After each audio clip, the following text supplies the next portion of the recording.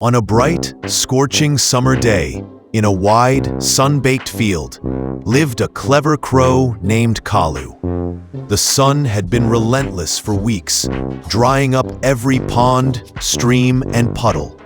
Kalu felt an intense, burning thirst. He flew for miles, his throat dry and scratchy, desperately searching for even a single drop of water.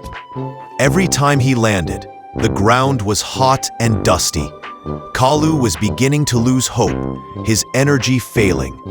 Finally, soaring low over a small, overgrown garden, Kalu spotted something promising. Below him, sitting on a patch of grass, was a pitcher, a tall, narrow clay pot.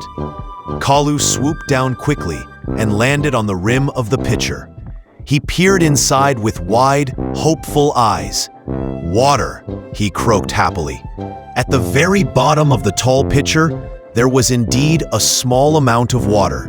Kalu dipped his beak down, stretching his neck as far as he could. He tried and tried, pushing his body down, but the water was too low to reach.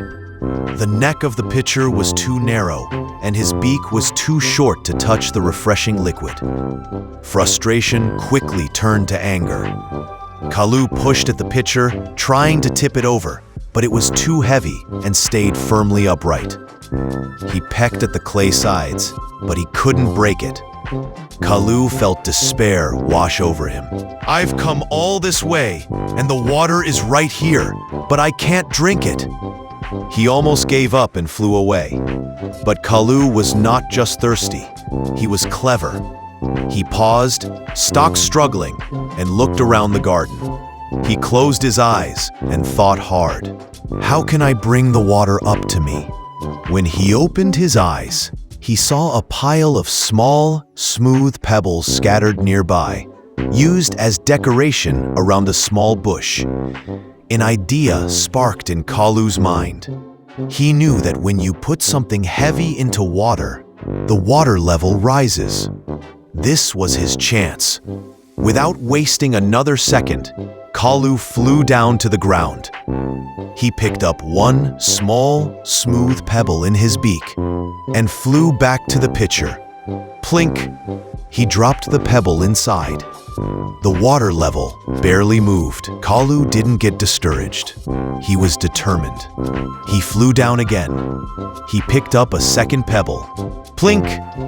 A third. Plink! A fourth.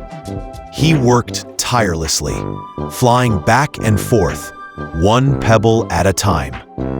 The heat didn't bother him. His thirst didn't stop him.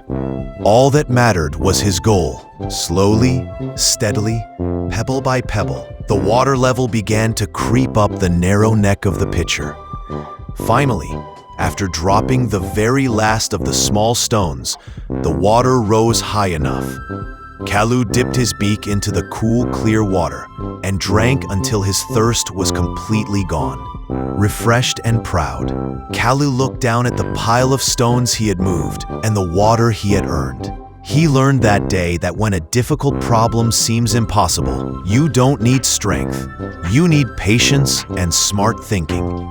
The moral of the story: where there is a will, there is a way.